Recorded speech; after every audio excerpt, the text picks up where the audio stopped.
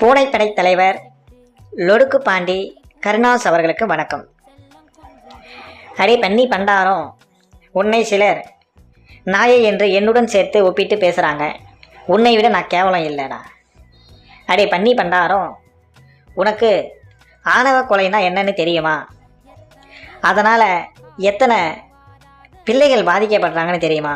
உங்களை போல் ஜாதி வெறி பிடிச்சவனுங்க அந்த பிள்ளைகளை மட்டும் சாகடிக்காமல் அவங்கள பெற்றவங்களையும் அவங்களுக்கு சப்போர்ட்டாக நிற்கிறவங்களையும் கொலை செய்கிறீங்க. ஒரு பொய்யான ஜாதியும் மதத்தையும் சுமந்துக்கிட்டு மனித நேயத்துக்கு எதிராக நிற்கிறீங்க, மனித உரிமைகளுக்கு எதிராக நிற்கிறீங்க.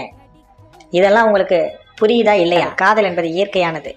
அது புழு பூச்சியிலிருந்து இந்த உலகில் உள்ள அனைத்து உயிரினங்களுக்கும் இயற்கையாக தோன்ற விஷயந்தான் காதல், சரிங்களா? ஆனால் அந்த காதலை நாடக காதல்னு சொல்லி நீங்கள் எல்லாரையும் ஒரே கோட்டில் பார்ப்பது அது மிகவும் மோசமானது. நீங்கள் நரகத்தில் தான் போவீங்க.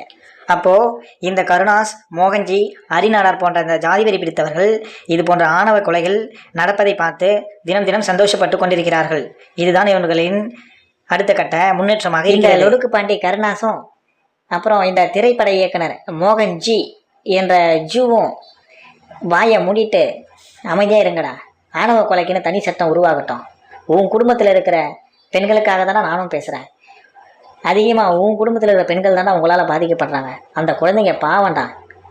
காதலுக்கு கண் இல்லைடா, காதலுக்கு ஜாதி இல்லைடா, காதலுக்கு மொழி இல்லை. நாய் பிறவி எடுத்த எனக்கு தெரிந்தது கூட மனித பிறவி எடுத்த கேவலமான உங்கள் மூளைக்கு புரியலையா? திருந்துங்கடா, திருந்தி வழியை பாருங்கடா. ஜாதி மதம் இதெல்லாம் தூக்கி போட்டுட்டு சகோதரத்துவமாக வாழுங்கடா. அடே ஜாதி வெறியன்களா, உங்களுக்கு கடைசியாக ஒன்று சொல்கிறேன், நல்லா கேட்டுக்கங்க.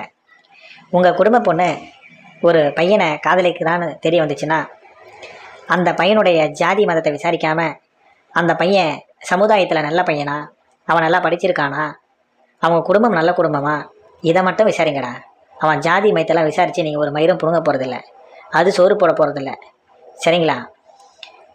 பையன் நல்ல பையனாக இருந்தான் அப்படின்னா ஒத்துட்டு போய் இரு தரப்பும் சேர்ந்து அந்த காதலர்களை வாழ வைங்கடா. அதுதான் நீங்கள் பண்ணுற நல்ல விஷயம். மாறா ஜாதியை கையில் பிடிச்சிட்டு அந்த குழந்தைங்களையும் அந்த குடும்பத்தையும் கொலை செய்து என்னடா வாழ போகிறீங்க? உன் ஜாதிக்காரன், உன் ஜாதி மயிரெல்லாம் எப்பயுமே வந்து கடைசி வரைக்கும் கூட நிற்க மாட்டான்டா. நாம் அனைவரும் சமம், வேற்றுமையில் ஒற்றுமை காணவும். ஜெய்ஹிந்த், ஜெய் பாரத். தேங்க்யூ.